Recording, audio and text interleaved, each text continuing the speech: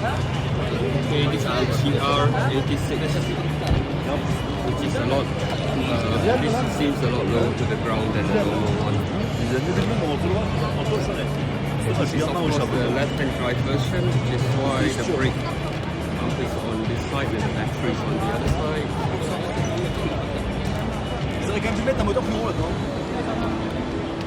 Other than that, everything is in its usual place. The airbox is still on the same side, the sound box on the same side.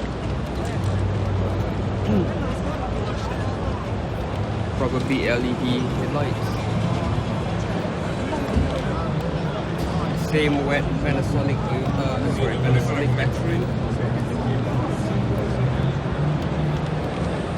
19-inch rims. Same exhaust pipe. Slightly different diffuser thingy. Same boot space.